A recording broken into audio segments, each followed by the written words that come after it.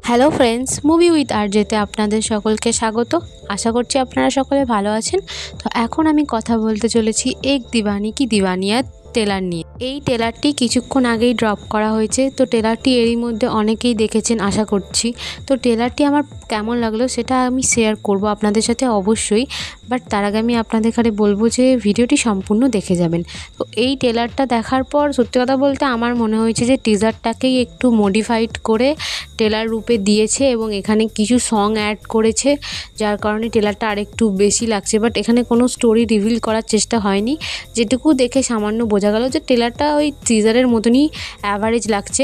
হর্ষবর্ধনের যখন সনম তেরি কসম 2016 সালে এসেছিল তখন আলাদা লেভেলেরই একটা ক্রেজ মানুষের মধ্যে ক্রিয়েট হয়েছিল। তার যে ক্যারেক্টারটাকে সে যেভাবে ফুটিয়ে তুলেছিল তার জন্য মানুষ তো পাগল হয়ে গেছিলো। কিন্তু এইখানে একটা আলাদা রকমের লুক ক্রিয়েট করেছে এবং আলাদা রকমেরই একটা ভাইব দেখতে পাচ্ছি হর্ষবর্ধনের ক্যারেক্টারের ওপর, যেটা একদমই তার উপর শ্যুট করছে না এবং খুব বেশি ভালো লাগছে না। আমার তো পার্সোনালি খুব বেশি ভালো লাগেনি। আর উল্টো দিকে সনম বাজওয়া, সে তো অনেক অনেক বড় বড় ফিল্মে এখন দেখা যাচ্ছে। বাগি 4-এ দেখা গেছে তাকে, হাউসফুল 5-এ তাকে দেখা গেছে। কিন্তু সে যে মানুষের দর্শকের নজর কাটতে পেরেছে এরকম কোনো ব্যাপার নয়। কারণ সে যেহেতু একজন পাঞ্জাবি ইন্ডাস্ট্রি থেকে এসছে, এখনও সে এই ইন্ডাস্ট্রিতে খুব বেশি নাম কামাতে পারেনি, যার কারণে তাকে একটা অ্যাভারেজই ফ্যান ফলোয়িং রয়েছে। যার কারণে এই মুভিটা যে একটা খুব হাইপ নেবে সেরকম কিন্তু আমার মনে হচ্ছে না। একটা দেখার পর আমি যে স্টোরিটা রিয়েলাইজ করলাম সেটা আমি আপনাদের সাথে একটু করে শেয়ার করি। এখানে হর্ষবর্ধন এবং সোনাম এই দুজনের মধ্যে একটা পাস্টের কোনো সম্পর্ক ছিল, মানে তারা একজন একে অপরের লাভার ছিল। কিন্তু কোনো কারণে বা তাদের এমনও হতে পারে যে তাদের মানে তারা ম্যারিডও ছিল। তো তাদের কোনো কারণে একটা মিসকমিউনিকেশনের কারণে তারা দুজন একে অপরের থেকে আলাদা হয়ে যায়। এইটাই হয়তো মুভিটার মধ্যেও দেখাতে পারে, কিন্তু এই মুভির কে ভিলেন সেটা এখানে খুব ভালোভাবে দেখায়নি। হয়তো একে অপরেরই শত্রু হয়ে উঠেছে এরকম একটা ব্যাপার। এই ট্রেলারটার মধ্যে তারা প্রত্যেকটা কথায় কথায় এত বেশি শায়েরি নিয়ে এসছে, শায়েরি করেই যাচ্ছে এরকম একটা ব্যাপার। আর মনে হচ্ছে যেন সেই টিকটক দেখছি এবং একে অপরের লাভ স্টোরি দেখছি আর শায়েরির মাধ্যমে প্রকাশ করছে। আমি তোমাকে ভালোবাসি, তুমি আমাকে ভালোবাসো, তুমি আমাকে ঘৃণা করো, সেটাও শায়েরির মাধ্যমে প্রকাশ করছে।